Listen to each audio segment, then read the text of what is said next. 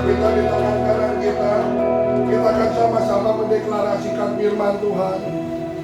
Firman Tuhan, deklarasi firman Tuhan ini bukan cuma sekedar dihafal saja, tetapi kita harus merenungkan dan mengimaninya bahwa firman Tuhan ini berkuasa atas setiap hidup kita.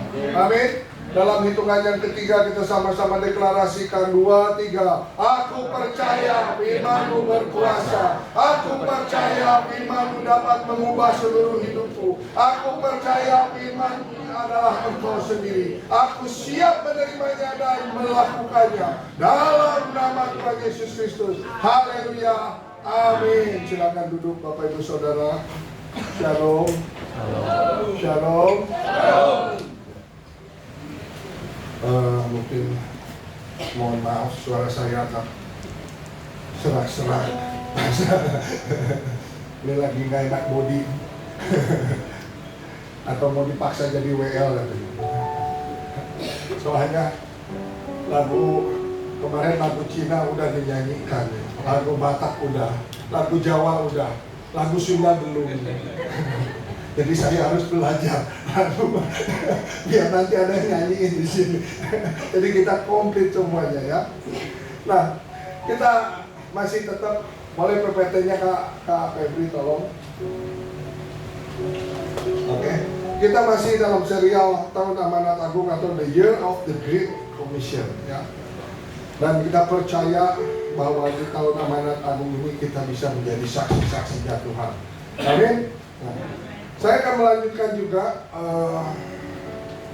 serial yang kedua, yaitu The Human Factor atau faktor manusia, di mana yang serial pertamanya adalah faktor Tuhan atau God Factor ya. Kita sudah belajar di awal bulan kemarin. Saya melanjutkan yang KM yang sudah sampaikan di minggu ketiga ya. Dan diberi judul oleh senior pastor kita adalah Heart Growth ya. Jadi kalau kita mau bersaksi ya, kalau kita mau melakukan bagian kita untuk menjadi saksi-saksinya Tuhan, maka tentunya kita harus terlebih dahulu kita mengalami kemenangan atau keberhasilan di dalam pergumulan atau masalah kita. Benar nggak? Ya. Kalau kita mau menjadi saksi, supaya saksi yang kita sampaikan ini benar-benar bisa memberkati orang yang mendengarkannya, atau bisa memotivasi orang yang mendengarkannya, dan bisa membuat perubahan atau membuat pertumbuhan iman dari orang yang mendengarkannya, maka kesaksian kita ini harus kita sudah alami terlebih dahulu. Harus kita sudah menangkan terlebih dahulu. Dan ini menjadikan pengalaman pribadi kita ya, bersama dengan Tuhan, kita berjalan dengan Tuhan, sehingga kesaksian ini benar-benar bisa menjadi berkat buat orang-orang. Nah, di dalam keberhasilan, kemarin saya review sedikit di awal-awal, ada 2 poin, ada 2 bagian yang harus dikerjakan. Yang pertama ada bagian Tuhan, yang Tuhan akan kerjakan. Yang kedua ada bagian saudara dan saya, itu bagian manusia yang harus kita kerjakan. Nah, di dalam bagian kita ada 5 poin juga yang harus dikerjakan ya, dan juga Tuhan pasti mengerjakan juga 5 bagian. Yang pertama, kalau kita mau berhasil, pertama kita harus mempersiapkan diri. Kita harus memperlengkapi diri. Nah, bagian Tuhannya apa? Nanti Tuhan akan memberikan kesempatan. Karena rumus dari kesuksesan yaitu adanya persiapan, ditambah ada kesempatan, maka terjadi kesuksesan. Tidak mungkin seseorang bisa sukses kalau tidak melakukan persiapan atau memperlengkapi diri untuk bisa berhasil. Betul nggak? Saya berbicara ini bukan cuma di dalam pelayanan saja, tetapi di dalam bisnis, usaha, pekerjaan Bapak Ibu Saudara juga ini bisa diterapkan ya.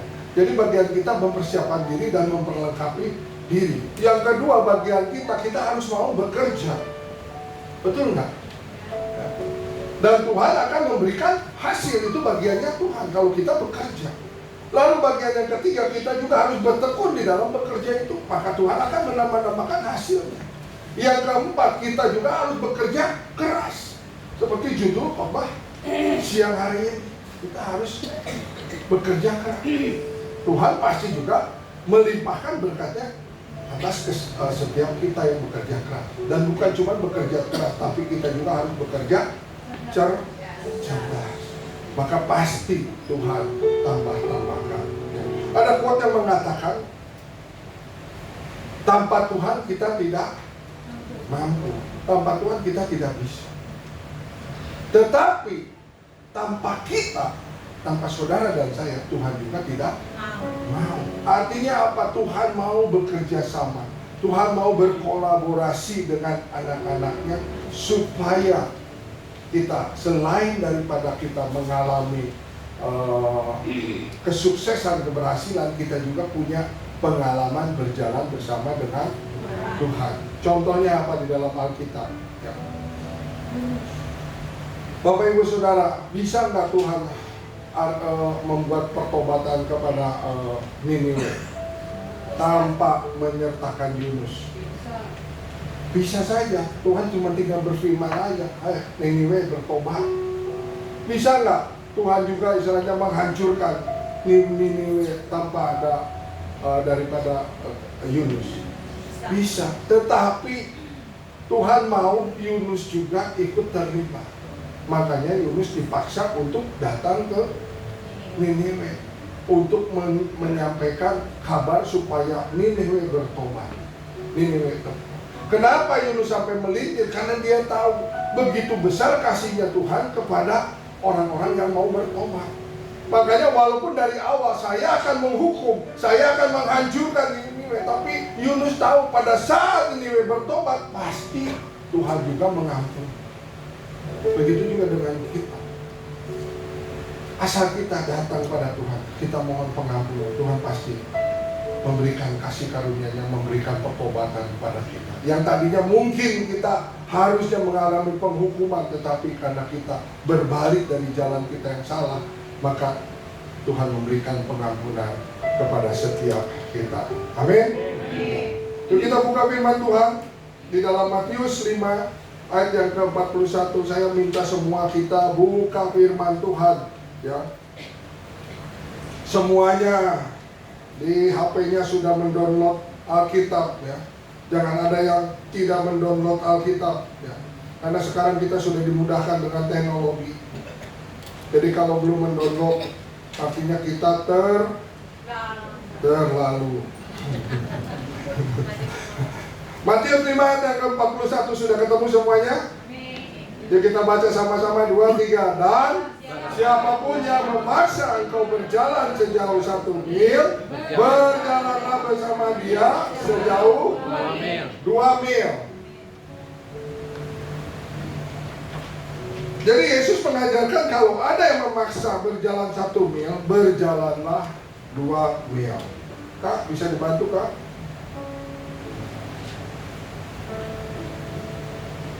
Artinya apa? Di sini kok ada tulisan memaksa berjalan. Ya, oke Kak, makasih. Di sini ada kata memaksa karena pada saat itu bangsa Israel sedang dijajah oleh orang-orang Yunani. Orang-orang Yunani memaksa bangsa Israel untuk berjalan 1 mil. Tapi yang dilakukan, udah nyala kan? Oke. Yang dilakukan oleh bangsa Israel, dia berjalan 2 mil. Nanti kita akan belajar apa sih yang dimaksud dengan berjalan 1 mil, apa yang dimaksud dengan berjalan 2 mil. Tapi saya ingin memberikan satu keterangan sedikit ya. Yang dimaksud berjalan 2 mil bukan cuma karena kita kerja keras, bukan karena kita kerja lembur, bukan juga kita kerja sampai tidak tahu waktu, tetapi yang dibilang dengan kita melakukan berjalan 2 mil itu, yaitu kita melakukannya dengan kesadaran diri sendiri, ya, dengan ketulusan, dan kita mau membayar harga untuk supaya kita berjalan 2 mil. Dan Mother Teresa mengatakan di sini gini, ketika kita melakukan sesuatu dengan cinta, hasilnya akan selalu berharga walaupun tidak langsung terlihat. Di sini dikatakan oleh Mother Teresa ada pergi untuk melakukan extra mile atau kerja keras ya yang harus dilakukan, tapi dengan kasih, dengan cinta, walaupun nanti hasilnya itu belum terlihat. Nah, kita akan masuk di dalam apa sih yang dimaksud dengan first mile atau berjalan di dalam mile yang pertama. Ini berbicara tentang basic, ini berbicara tentang dasar, yang berarti kita mengerjakan tugas dan kewajiban yang standar saja. Kita melakukan tugas dan kewajiban yang biasa-biasa saja. Lanjut, yaitu kita hanya memiliki target yang minimal. Yang kita kerjakan itu karena targetnya cuma minimal. Dan juga kita mengerjakannya hanya dengan tanggung jawab yang dasar saja. Juga apa yang diharapkan sesuai dengan diri kita sendiri. Misalnya kita bekerja, cuma mau sampai jam 4 aja, sudah selesai, langsung pulang. Langsung kita melakukan aktivitas yang lain. Ini yang dinamakan dengan berjalan dalam 1 mile. Nah, kita bandingkan dengan apa yang dimaksud dengan berjalan dengan 2 mile. Di sini yang berjalan dengan 2 mile, orang bersedia berjalan pada mile kedua adalah mereka yang memiliki tujuan atau purpose yang jelas dan mulia. Jadi orang yang mau mengerjakan, bayar harga lebih lagi, kerja keras lebih lagi, itu karena orang itu memiliki tujuan yang mulia ya, serta memiliki sifat yang rajin ya. Nah, ini perbedaannya antara yang berjalan 1 mile dengan yang 2 mile. Kita akan belajar lebih dalam lagi. John Maxwell mengatakan, orang yang memiliki visi yang jelas dan nilai yang kuat akan bekerja lebih keras daripada yang lain. Visi gereja kita dengan clear dan sangat jelas, membangun jemaat yang kudus.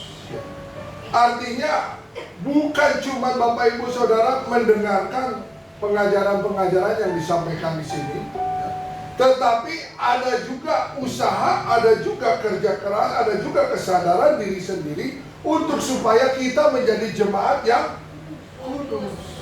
Karena yang dapat mengubah diri kita adalah kita sendiri, bukan pendeta, bukan siapapun. Bahkan dikatakan suami aja nggak bisa mengubah istri. Begitu juga sebaliknya, istri juga nggak bisa mengubah suaminya. Jadi, kalau kita sudah melihat bahwa ini adalah visi yang jelas, yang clear, dan visi ini kuat, kalau kita lakukan maka kita akan mengalami terobosan. Amin. Ya.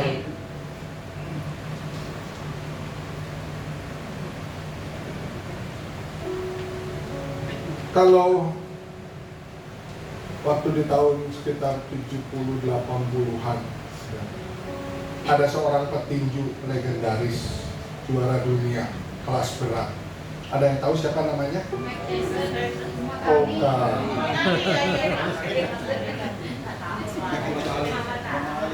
Juara tinju kelas berat, legendaris tahun dulu ya, tahun 70-an 80-an itu Muhammad Ali. Ada yang tahu Muhammad Ali? Boleh angkat tangan. Yang tahu Muhammad Ali? Angkat tangan.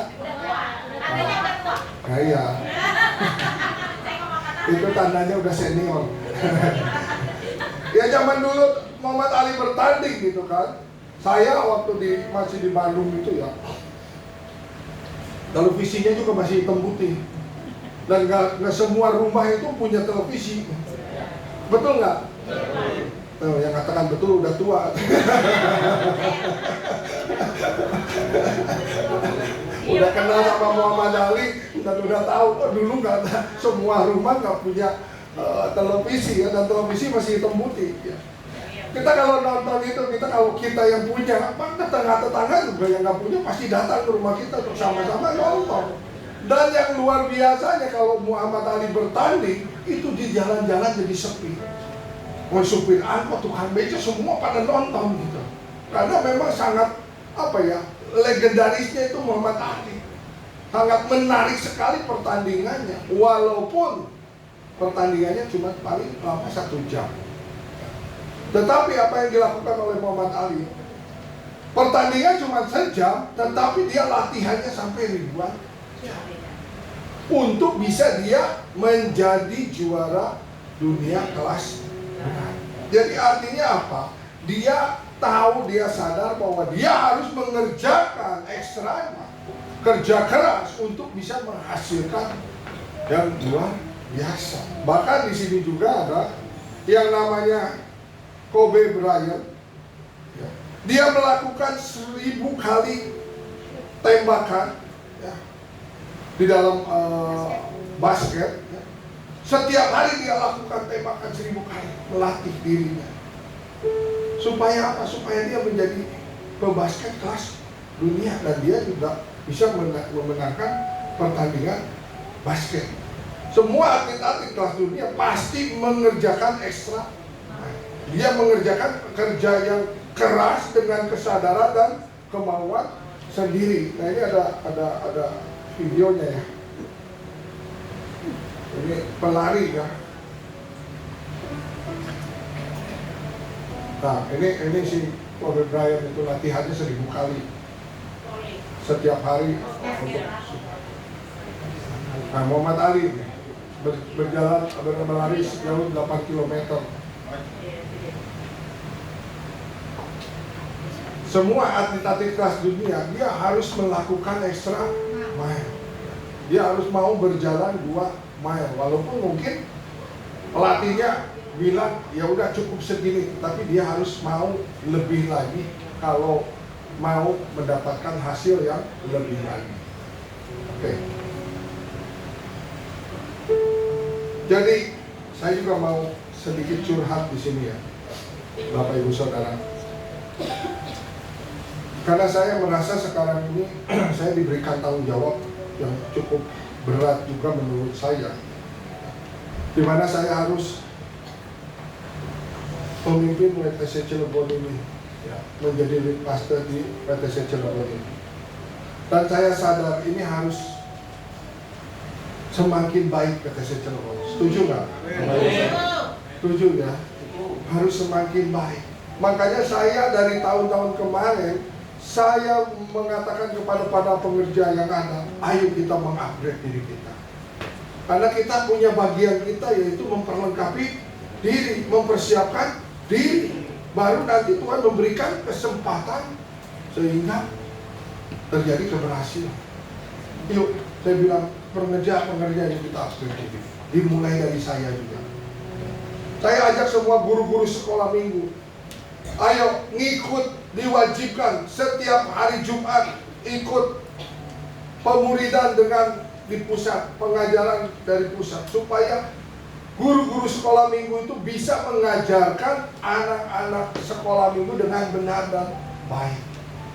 Saya percaya anak Bapak Ibu yang punya anak kecil yang masih sekolah minggu, saya percaya juga punya kerinduan bahwa anak-anak kita ini mengenal kebenaran firman Tuhan. Anak-anak kita ini menjadi anak-anak yang takut akan Tuhan. Sehingga pada saat dia bertumbuh dewasa, dia punya basic, dia punya fondasi yang kuat tentang kebenaran firman Tuhan. Karena ke depan itu hari-hari akan semakin jahat. Makanya saya tekankan, ayo guru-guru sekolah minggu, upgrade diri, perlengkapi, persiapkan.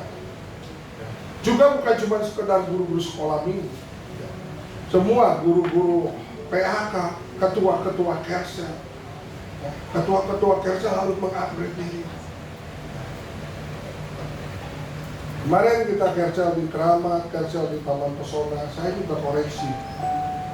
Saya koreksi, ayo supaya semua ketua-ketua Kersel juga mau berjalan 2 mil untuk kemuliaan nama Tuhan, bukan untuk kepentingan saya. Dan kalau saya koreksi di dalam setiap departemen, itu bukan berarti saya punya kebencian pribadi atau saya punya sentimen pribadi. Saya nggak punya. Saya pengen punya kerinduan, boleh dong, sebagai orang yang dipercayakan ya, untuk bertanggung jawab. Saya boleh dong pengen WTC Cirebon ini semakin maju. Terima kasih kalau Bapak Ibu Saudara mendukung ya.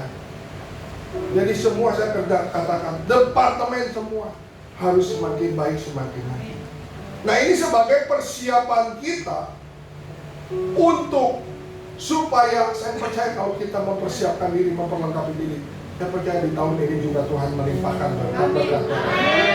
Tuhan mempercayakan jiwa-jiwa di tempat ini. Amin. Asal kitanya mau melakukan bagian kita untuk memperlengkapi diri. Saya ajak juga, ayo yang sudah berjemaat di sini, yang udah mungkin ada yang sudah 15 tahun, yang 10 tahun berjemaat. Ayo jangan jadi berjemaat biasa saja, tetapi keluarkan potensi, keluarkan karunia yang ada, yang Tuhan berikan. Ayo sama-sama bergandengan tangan melayani di tempat ini supaya WTC Cirebon ini semakin maju, semakin Tuhan percayakan. Amin. Amin. Ya. Ayo, saya percaya semua kok, semua di tempat ini tidak ada yang tidak diberikan karunia oleh Tuhan. Semua pasti diberikan karunia. Oleh karena itu keluarkan potensi yang ada pada kita, keluarkan untuk kemuliaan nama Tuhan. Jadi kalau ada koreksi, sekali lagi, saya tidak punya unsur pribadi dalam kebencian, tetapi saya punya beban yang Tuhan taruhkan di pundak saya untuk supaya WTC Cirebon semakin baik, semakin maju.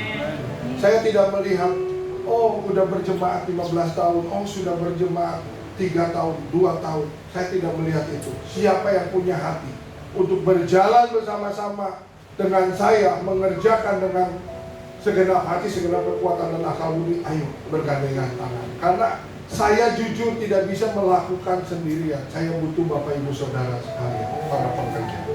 Amin. Ya.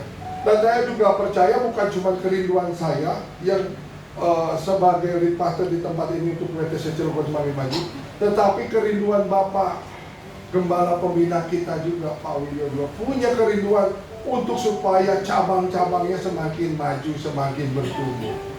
Dan bukan cuma Gembala Pembina, Tuhan pun mau supaya gerejanya juga semakin baik, semakin maju. Jemaatnya semakin menggenapi visi yang sudah Tuhan taruhkan di tempat ini. Menjadi jemaat yang benar-benar beribadah kepada Tuhan, benar-benar percaya kepada Tuhan, benar-benar dia hidup menjaga dirinya untuk tidak berbuat dosa lagi. Nggak ada yang amin. Aminnya lemes. Ya, jadi ini kerinduan. Saya mohon dukungan Bapak Ibu Saudara untuk sama-sama yuk kita membangun kerajaan. Jadi kita harus memperlengkapi diri. Kita mau dimuridkan, kita mau diajar. Bagaimana kita bisa memuridkan orang-orang yang ada di bawah kita kalau kita juga tidak dimuridkan? Amin. Karena firman Tuhan katakan, jadikanlah semua bangsa murid. Kita jangan berbicara negara, jangan berbicara bangsa dulu, berbicara gereja dulu, WTC Cirebon, berbicara kita secara pribadi dulu. Karena WTC itu, tahu singkatannya apa? Ada yang nggak tahu, boleh angkat tangan? Nggak apa-apa, nggak dimarahin. Apa? WTC singkatannya dari apa? Gereja yang mentransformasi dunia atau bangsa. Ya. Nah, kita sebagai gereja, ya, nggak usahlah kita mentransformasi bangsa dulu. Kita mengalami perubahan diri kita sendiri. Amin. Ya, berubah paradigmanya, berubah cara pandangnya, berubah cara berpikirnya, berubah cara berbicaranya, berubah tingkah lakunya dulu. Itu yang harus kita kerjakan supaya kita bisa menggenapi visi. Ya. Jadi jemaat yang kudus. Jadi sekali lagi, kalau kita ada di wadah ini, ya, kita harus mengalami perubahan. Katakan perubahan. Mengalami transformasi di dalam kehidupan kita. Ya. Setuju ya Bapak Ibu Saudara, kita sama-sama ya untuk melayani Tuhan di tempat ini. Ya. Di dalam Efesus 2 ayat yang 10 dikatakan karena kita ini buatan Allah, diciptakan dalam Kristus Yesus untuk melakukan pekerjaan baik yang dipersiapkan Allah sebelumnya. Ia mau supaya kita hidup di dalamnya. Kita sebagai ciptaan Tuhan, dan Tuhan sudah mempersiapkan setiap kita untuk melakukan pekerjaan-pekerjaan yang baik supaya kita hidup di dalamnya. Jadi ada tujuan hidup yang dimulai dari dasar kehidupan kita. Kita mengalami dulu perubahan di dalam kehidupan kita juga. Ini sebagai dasar kehidupan kita sampai Tuhan memberikan destiny yang ilahi yang harus dikerjakan oleh setiap kita. Dan saya berterima kasih sekali kepada semua diaken yang ada di tempat ini. Setiap minggu 1, minggu ketiga kita selalu ada meeting. Kalau pulang jam 4 itu udah biasa. Udah biasa, dari jam 7 pagi kita pulang jam 4 itu udah biasa dengan meeting supaya mengalami perubahan. Bahkan kita pernah meeting sampai jam 7 malam karena banyak sekali gitu kan masalah dan apa yang harus dibahas, yang harus diperbaiki di wadah ini ya. Kita juga udah nggak tahu dari makan siang sampai makan malam terus gitu kan. Ya karena meeting juga perlu makan Bapak Ibu Saudara, perlu minum ya. Tetapi ya puji Tuhan sekali lagi untuk para pengerja yang sudah terlibat. Saya ucapkan terima kasih yang sebesar-besarnya. Saya mengajak yuk kita sama-sama kita berjalan 2 mil, kita berjalan ekstra mil supaya kerajaan Allah ditegakkan di kota Cilegon ini. Beri kemuliaan buat Allah. Amin. Ini ada cerita. Namanya Wang Chuan Fu. Orang mana? Cina. Orang Cina udah pasti. Tahu artinya Wang Chuan Fu? Untung. Cuan, untung. Tahu aja kalau untung. Kalau uangnya apa? Uang. Kalau punya apa? Bisa aja. Dia ngarang-ngarang dewe. Tapi yang jelas ini namanya Wang Chuan Fu, ya. Dia pasti cuan terus. Dia adalah anak petani yang miskin. Tetapi karena dia mau ekstremen, dia mau mengerjakan, ya, berjalan di mile yang kedua, maka dari anak petani miskin jadi raja mobil listrik kelas dunia. Ya. Ini ceritanya nih. Awal yang sederhana, dia lahir dari keluarga petani miskin, anak bungsu dari 8 bersaudara. Orang tua meninggal saat ia remaja, hidupnya dimulai dari titik yang sangat rendah. Dimulai dari titik yang sangat rendah. Jadi kalau saat ini kita juga ada dalam posisi titik rendah, kita minta hikmat kepada Tuhan, apa yang harus kita kerjakan. Ya.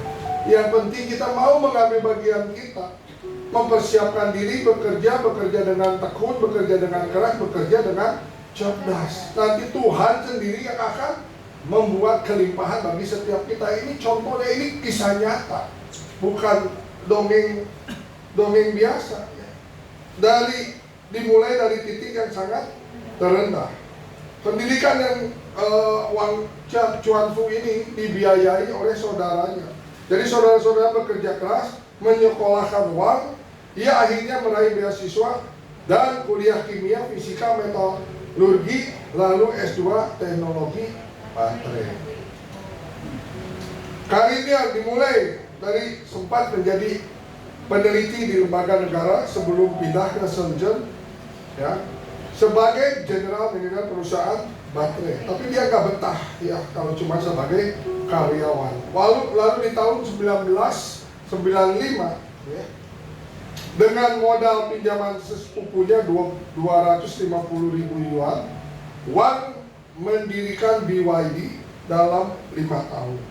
Dan BYD masuk jajaran produksi baterai HP terbesar dunia. Waktu itu dia belum membuat mobil BYD ya, mobil listrik, tetapi masih mengerjakan pembuatan baterai HP terbesar.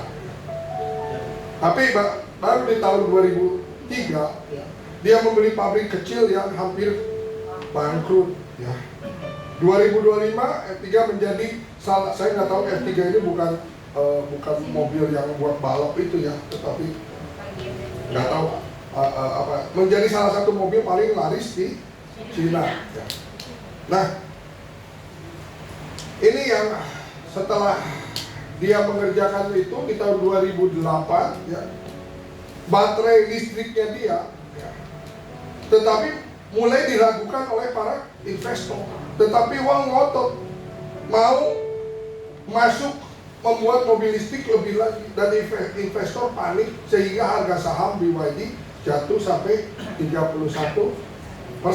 Nah, kalau orang yang punya tujuan ya, orang yang mau melangkah di mil yang kedua ya, dia tetap berjalan dan dia tetap yakin masa depan ada pada baterai tersebut.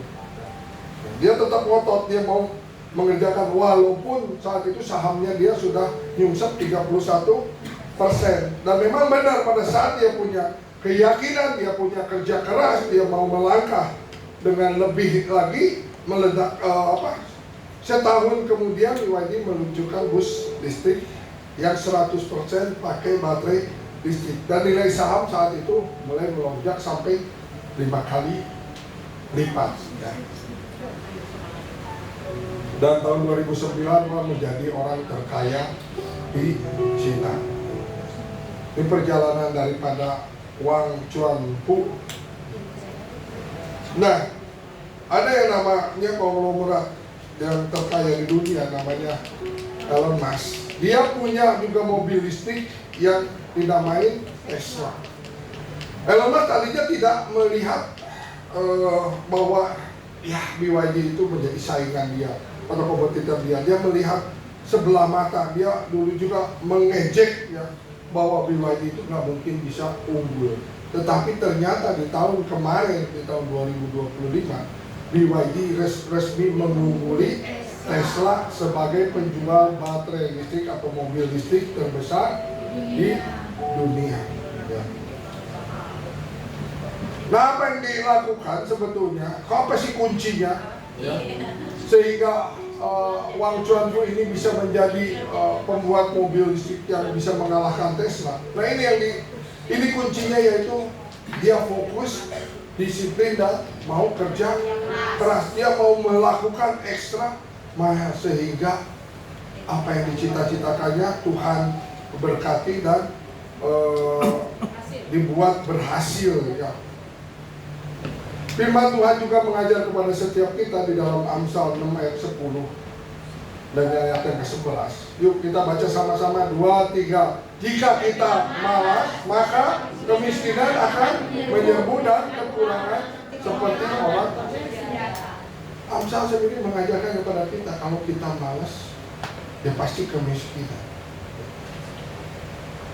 Coba di sini siapa yang menjadi pengusaha atau punya pekerjaan usaha sendiri, menjadi owner?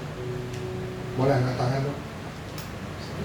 Pak Mimi, Pak Bambang, itu Pak Purba ya? Purba. Pak Purba kemarin kita carousel sama di rumah Pak Edon, ternyata Pak Purba ini pengusaha semua ya. Ya, dia owner di perusahaan sendiri. Pertanyaan saya kepada Pak Purba, Pak Purba, kalau kita pengen supaya usaha kita berhasil, usaha kita semakin naik, apa yang dilakukan oleh Pak Purba? Kalau usahanya Pak Purba?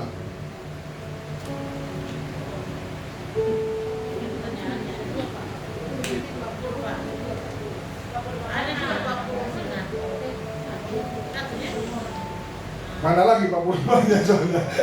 Saya tahu yang di belakang itu Pak Purba. Ya pastinya Pak Purba ini pasti akan memperbaiki sistem kerjanya, betul nggak? Ya, kalau ada karyawan, pasti karyawannya itu dididik supaya bisa mengerjakannya mandiri dan bisa membuat customer itu puas, betul nggak? Dan itu membangun kepercayaan dari customer supaya customer itu bisa balik lagi ke perusahaan yang kita pimpin atau yang menjadi kita sebagai ownernya. Nah, itu pasti akan ada kerja-kerja atau sistem atau usaha-usaha dari kita yang kita lakukan untuk membangun bagaimana perusahaan kita semakin baik. Ya. Begitu juga Bapak Ibu Saudara yang bekerja, yang berbisnis pasti melakukan juga seperti itu. Kalau bos kita memerintahkan ayo kerjakan ini, kita kerjakannya harus lebih. Ya. Karena kita pengen supaya keberhasilan itu ada pada setiap kita. Kalau kita sebagai karyawan kita terbiasa mengerjakan yang ekstra, saya percaya bos dari Bapak Ibu Saudara juga pasti menilai, mempertimbangkannya. Nggak mungkin istilahnya kita udah bekerja keras, kita udah melakukan ekstra, tapi bos kita tutup mata, nggak mau menambahkan income bagi setiap kita. Ya. Contohnya Pak Wiryo bekerja, bukan setahun sekali dia mendapatkan kenaikan gaji ya, tetapi bisa 3 kali dalam setahun. Kenapa? Karena bosnya di atas melihat ada ekstra lain yang dikerjakan oleh Pak Wiryo, sehingga bisa bertambah terus penghasilannya. Kalau saya percaya juga kalau kita melakukan seperti itu, maka Tuhan juga akan mempercayakannya kepada setiap kita, khususnya di wadah ini ya. Nah, ada quote juga dari Charles yang mengatakan bahwa kemalasan adalah pencuri secara diam-diam. Yang mencuri apa? Mencuri waktu kita, mencuri kekuatan kita, dan mencuri kesempatan kita. Bahwa kemalasan yang kalau kita merasa nyaman, udahlah segini aja, kita cuma berjalan juga standar seperti yang tadi yang dikerjakan 1 mil, maka lambat laun kemalasan itu akan menjadi pencuri bagi setiap kita, yaitu mencuri waktu, kekuatan, dan kesempatan. Firman Tuhan juga di dalam Pengkhotbah mengajarkan kepada kita di dalam Pengkhotbah 9 ayat yang ke-10, segala sesuatu yang dijumpai tanganmu untuk dikerjakan, kerjakanlah itu sekuat tenaga. Tuhan taruhkan kepercayaan di tangan kita, kerjakan ya, dengan sekuat tenaga, supaya kita juga bisa mendapatkan hasil. Nah, kalau kita sudah terbiasa melakukan pekerjaan di mile yang kedua, itu akan mengubah kerja keras menjadi kesaksian. Karena apa? Karena kita sudah melewati, kita sudah memenangkan setiap pengalaman-pengalaman itu atau usaha-usaha itu, dan akan menjadi kesaksian. Dan kesaksian itu tentunya dilakukan dengan sukacita, karena sudah menjadi habitat atau budaya kita. Kita bekerja, targetnya segini. Kita bekerja lebih keras lagi, dan itu bukan menjadi beban kita, tetapi menjadi sukacita buat setiap kita, dan membuat kita memiliki integritas dan motivasi untuk melayani. Yuk kita baca sama-sama ini di dalam Kolose 3 ayat 23. 23, apapun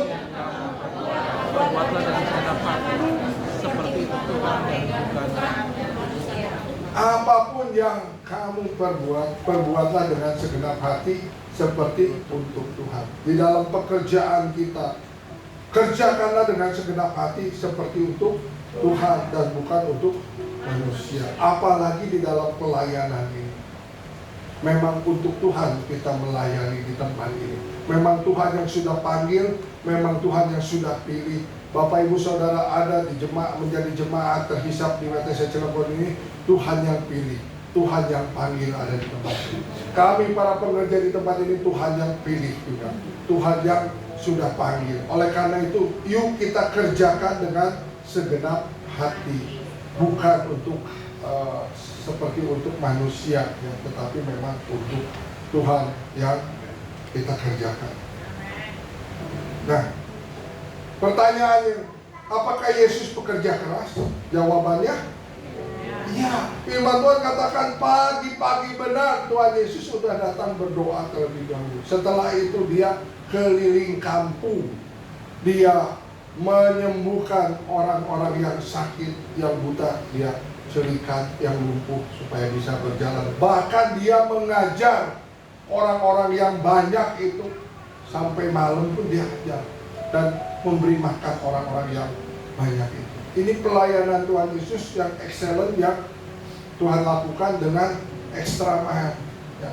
Ia melayani tanpa batas meskipun lelah. Saya percaya pada saat Tuhan melayani dia menjadi manusia 100% pasti punya perasaan lelah. Sama kita juga punya perasaan lelah. Tapi terus kita layani tanpa batas supaya nama Tuhan dipermuliakan.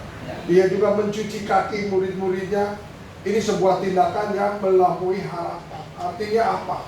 Sebagai pemimpin Tuhan Yesus bukan cuma kerjanya begini doang. Kalau pemimpin begini doang, dia ngebosi, apalagi di dalam pelayanan. Tuhan Yesus tahu bahwa dalam pelayanan dia hanya seorang hamba. Kita juga diajarkan oleh Pak Wil, kita ini cuma hamba. Bahkan dengan kasar Pak Wil katakan kita ini cuma kacungnya. Jadi yuk kita juga melayani dengan excellent dan kita juga mau bekerja keras. Sekali lagi ya, kalau kita di wadah ini semua para pekerja melakukan pekerjaan keras ekstra ya. Mungkin bukan 2 kali ibadah di sini. Pak Suryo kemarin bilang bisa 4 kali ibadah. Ya kita harus siap dan kita percaya pasti para pekerja-pekerjanya juga Tuhan kirimkan. Amin. Gak mungkin Pak Mimin dari pagi sampai malam di sini terus. Harus ada gantian gitu kan. Ya kita juga masih manusia, masih punya keterbatasan. Ya. Kita punya kelelahan. Jadi percaya kalau Tuhan tambahkan di sini ibadahnya, maka pengerjanya juga pasti akan bertambah. Ya. Begitu aja. Baru kita mau berubah melayani. Ibadah pertama tadi juga udah penuh juga, udah luar biasa juga, tidak seperti biasanya ya. Dan ibadah kedua juga udah penuh. Saya percaya kalau kita melakukan bagian kita ini nanti tidak ada lagi kursi yang kosong.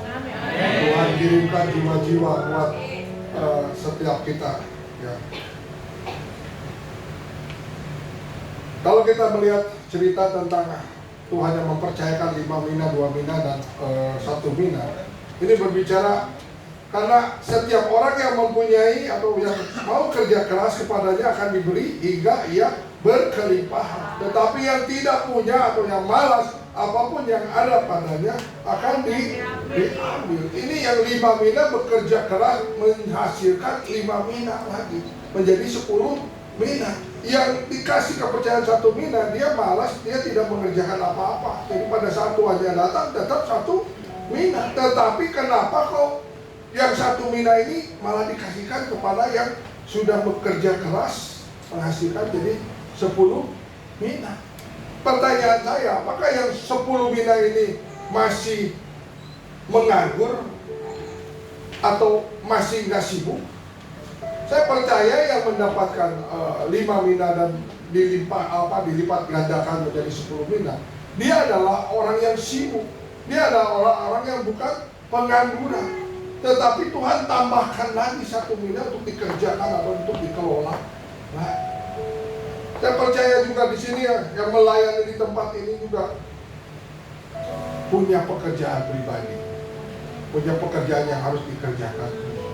Tetapi Tuhan sudah percayakan, yuk kita juga seperti yang dipercayakan 5 mina. Kita walaupun sibuk, walaupun kita juga punya urusan pribadi, walaupun punya pekerjaan kita, tapi sempatkanlah kita juga mau melayani Tuhan di tempat ini. Yang setuju katakan amin. Ya, supaya Tuhan juga memberikan kelimpahan kepada setiap kita. Kemarin saya baru diajarkan bahwa setiap kita yang melayani Tuhan itu, Tuhan siapkan mahkota bagi setiap kita. Ya, ada mahkota yang Tuhan siapkan untuk para pekerja, para pelayan yang sudah mendedikasikan di wadah ini. Nah, ini sebetulnya apa yang dikatakan Pak Widyo ini juga sebagai pemicu buat setiap kita supaya kita juga mau melayani di tempat ini. Apa yang kita rawat akan bertumbuh. Apa yang tidak kita rawat akan berkurang dan akan hilang. Tuh, Pak Widyo sebetulnya Yesus sedang mengatakan kepada kita, para pekerja, kalau sudah dipercaya di WTC Cilegon, ayo rawat supaya WTC Cilegon ini semakin bertumbuh. Amin. Nah, kalau kita malas, kalau kita tidak mau merawat, maka WTC Cilegon ini jemaatnya akan semakin berkurang, bahkan akan hilang karena tidak dimuridkan, tidak dirawat, tidak diperhatikan, tidak dirangkul. Ya, makanya ayo ketua-ketua Kersel harus bisa merangkul ya jemaat-jemaat yang ada, dan jemaat-jemaat juga harus mau masuk di dalam Kersel supaya bisa dimuridkan, bertumbuh bersama-sama. Yang punya talenta, ayo jangan berdiam diri, keluarkan potensi, keluarkan talenta yang ada pada setiap kita. Sekarang, apa yang akan terjadi ketika seseorang melakukan yang extra mile? Maka mereka akan menunjukkan komitmennya dan akan mendedikasikan dirinya dengan ekstra, melebihi harapan dan kewajiban. Ini kalau orang-orang yang mau melakukan extra mile yang akan terjadi. Saya minta Bang tolong diputarin videonya Ibu Bu Nancy ya. Kita akan nonton. Ini kemarin ini kita bersama-sama bakti sosial di tempat ini dengan Bu Nancy. Kita nonton dulu ya.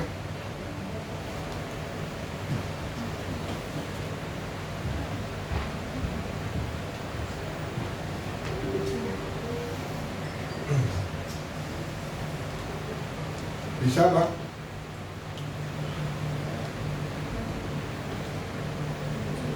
Ibu Nancy ini luar biasa ya. 2005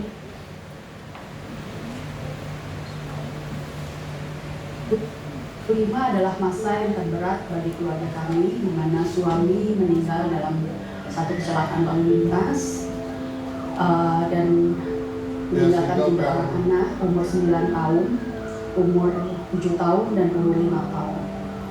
Saya melewati masa duka yang cukup lama. Dan hampir setiap hari saya pergi ke kuburan. Yang saya kerjakan hanya menangis, yang saya kerjakan hanya marah-marah, karena saya merasa Tuhan tidak ada dalam hidup saya.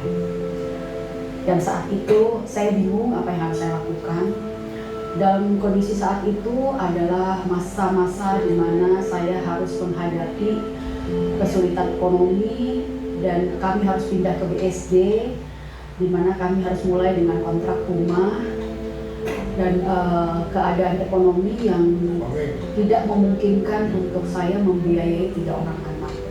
Hal yang terberat buat saya adalah ketika jatuh tempo kontrakan, jatuh tempo uang sekolah, di mana hal-hal itu bersamaan. Dan saat itu saya tidak punya uang, saya tidak punya uang tabungan. Saat itu saya hanya bisa menangis sama Tuhan. Udah tidak bisa protes lagi, tapi saya mengerti bahwa itu adalah kedaulatan Tuhan.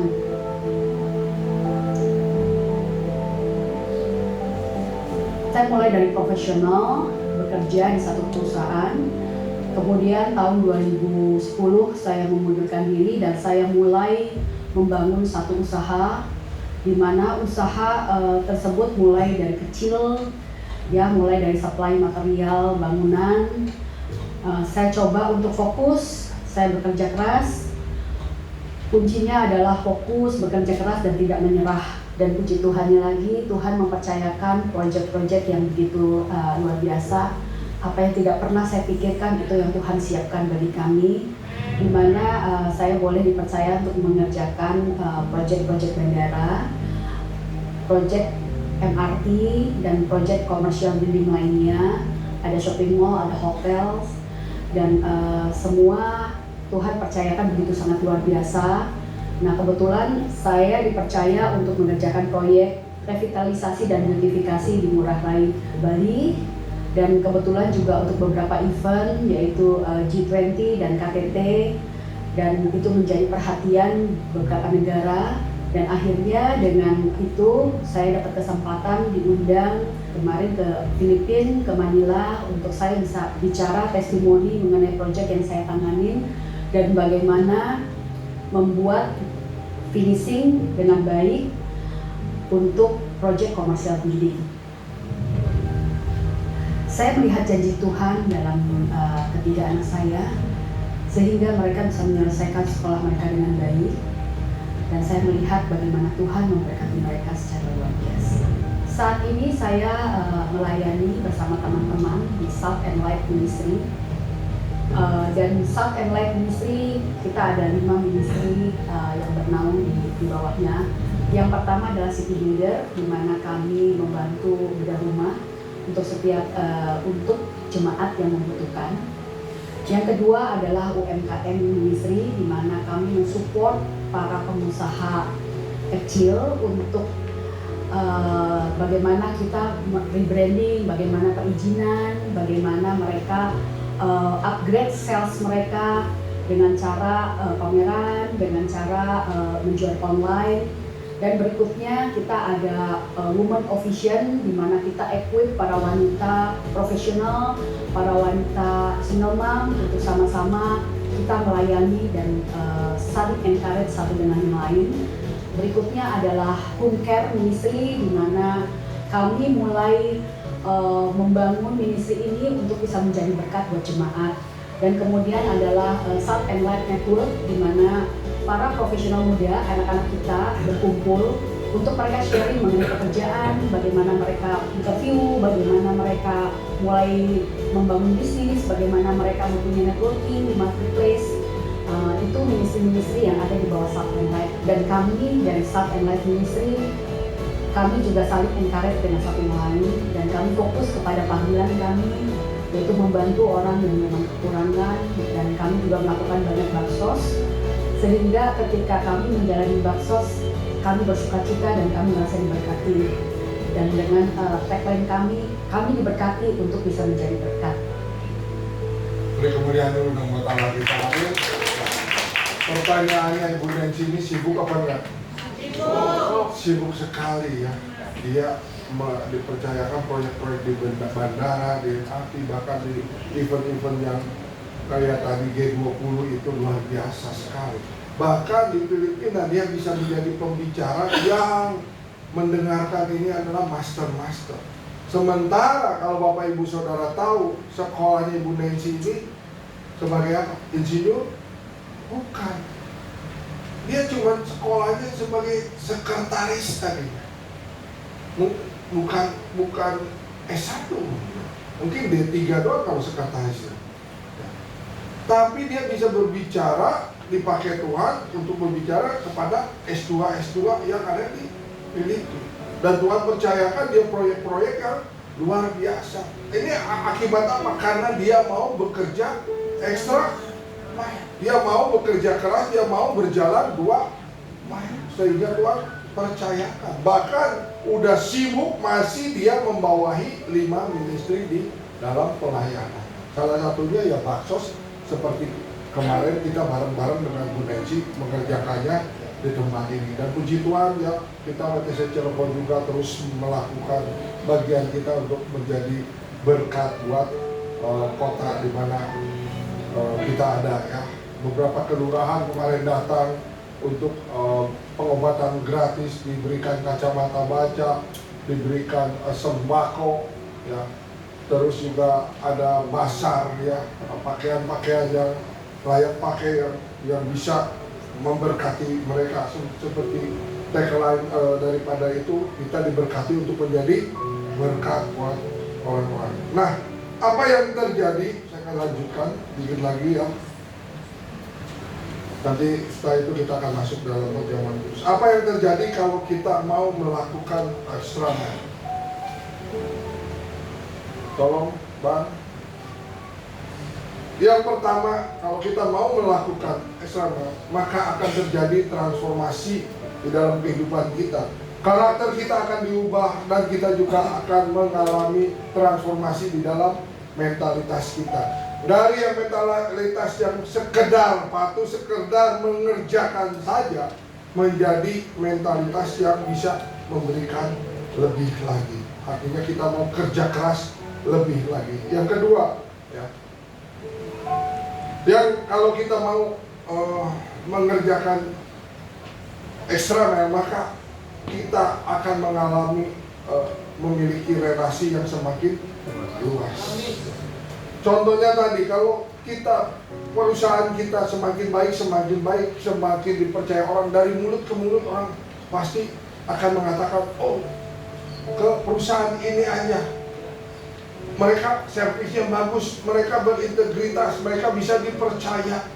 Kalau memang rusak ya benar-benar yang diganti yang rusak gitu, enggak ini. Kalau harganya juga dia harga dengan harga yang adil, yang sesuai gitu, yang masuk akal, bukan asal istilahnya kesempatan, oh ini orang jauh, kita kasih aja harga seenaknya. Nah, karena kita punya integritas, kita punya mau melakukannya dengan eksternal, maka relasi akan semakin luas. Yang ketiga, kalau kita melakukannya dengan eksternal, maka kita juga akan memiliki pengaruh dan memiliki dampak yang luas dan besar, yang akhirnya membuat pintu promosi yang lebih besar.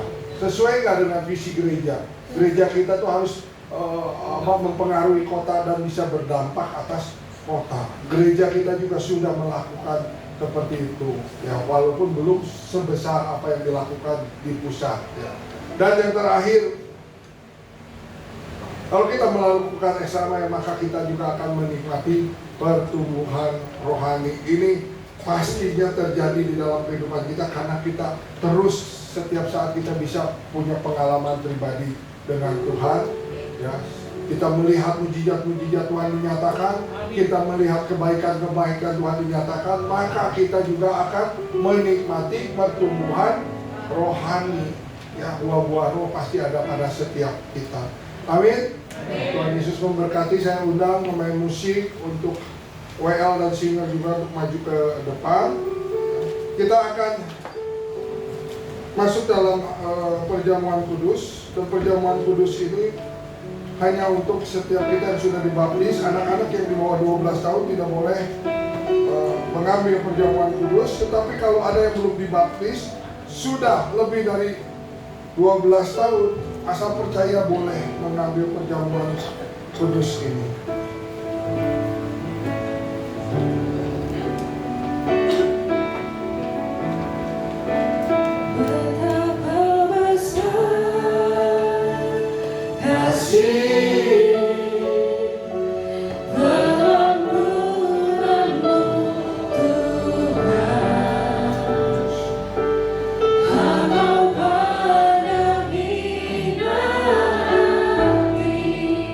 Yang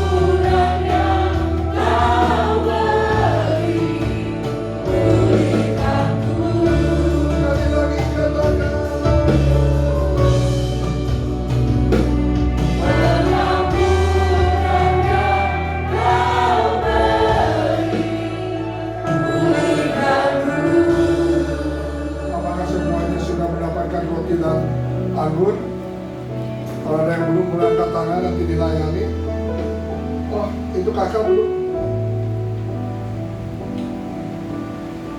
Masih ada yang belum mendapatkan anggunan roti? Boleh angkat tangan nanti Bu Hera kan. Kalau sudah, mari kita angkat roti di tangan kanan kita tinggi-tinggi. Dengarkan firman Tuhan, sebab apa yang telah kuteruskan kepadamu telah aku terima dari Tuhan, yaitu bahwa Tuhan Yesus pada malam waktu yang diserahkan mengambil roti, dan sesudah itu ia mengucap syukur atasnya, ia memecah-mecahkannya dan berkata, inilah tubuhku yang diserahkan bagi kamu, perbuatlah ini menjadi peringatan akan-aku. Saudara yang terkasih, bukankah roti yang atasnya kita ucapkan syukur adalah persekutuan kita dengan tubuh Kristus? Mari kita makan di dalam nama Tuhan Yesus Kristus.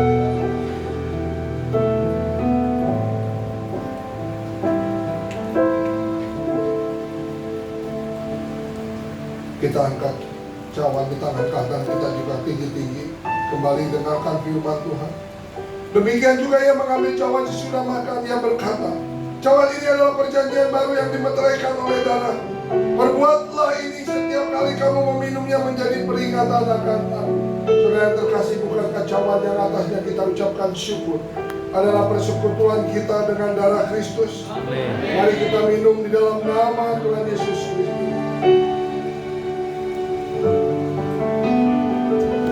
Angkat kedua tangan kita, katakan terima kasih. Terima kasih.